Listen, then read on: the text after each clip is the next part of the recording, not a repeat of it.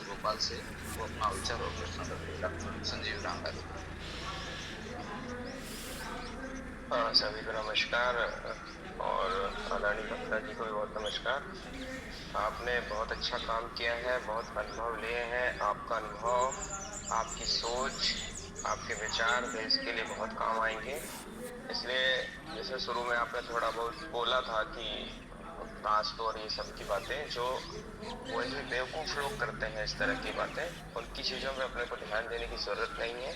और उसी जो आपने लास्ट में अभी बोला ना कि पुराण कई प्रकार के हो गए, वेद प्रकार कई प्रकार के हो गए, तो जो हमारे शास्त्रों में, हमारी संस्कृति में बहुत सारा मिलावट की गई है ना, षड्यंत्रों के द्वारा, जी जी जी। उसी का फायदा उठा के धर्मांतरण किए जा रहे हैं। उसी का फायदा उठा के जात पात आज भी हमारे बिल्कुल समाज में बिल्कुल। है।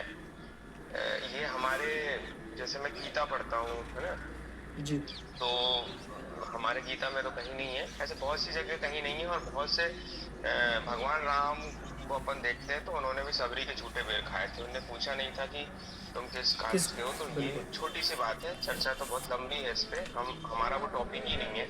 मैं जस्ट, आप शुरू में बात की थी इसलिए बता रहा हूँ। आपका ज्ञान, आपका नॉलेज बहुत अच्छा है। और राघव जी, हम अपन मिले भी थे अभी नीमच में, आप भी थे, मैं भी था। तो राघव जी और हम लोगों का एक प्रयास है, खरगाल साहब वगैरह, कि हम लोग भी एक गुरुकुल खोलेंगे। उसमें हम आपके ज्ञान को और आपके जो अनुभव है उसको हम लेना चाहते हैं।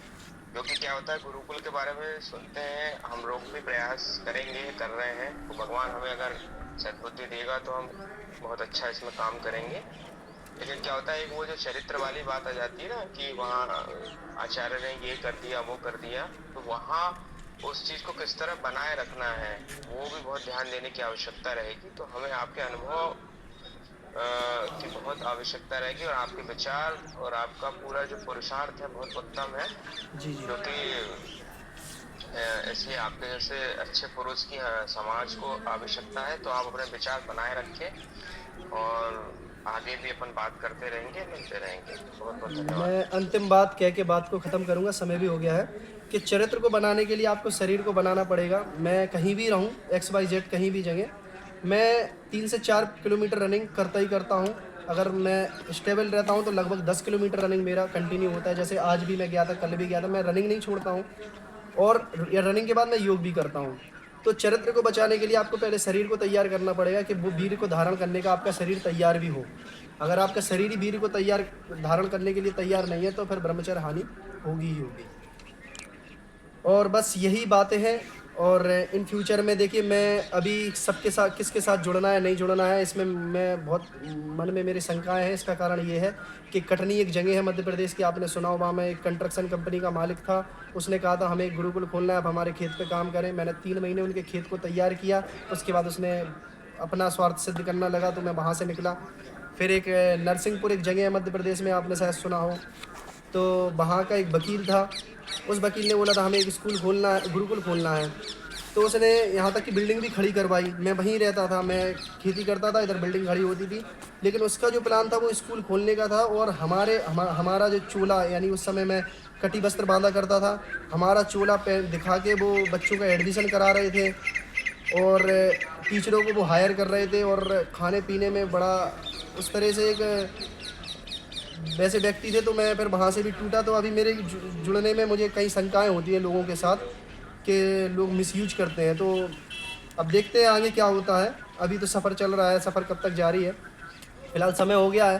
अब क्या है, थोड़े मुझे कुछ उधर सवाल भी करने हैं, तो समाप्त करते हैं।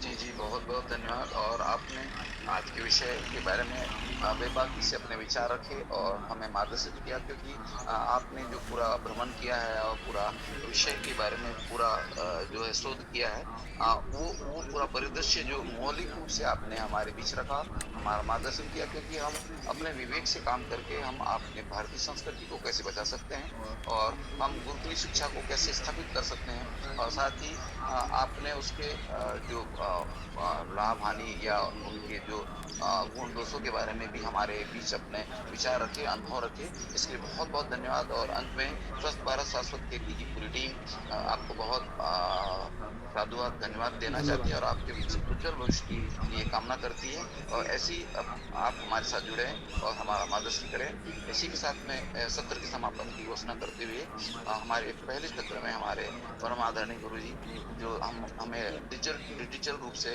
प्रतिदिन हमको योग का अभ्यास कराते हैं और हमारा मार्गदर्शन करते हैं। और आपको जानकर के खुशी होगी, ये प्रतिदिन हमारा सत्र होता है और इस सत्र में हम सुबह 6 से 7 योग स्वास्थ्य के बारे में जानकारी लेते हैं, योग आयुर्वेद के बारे में जानकारी लेते हैं। और आज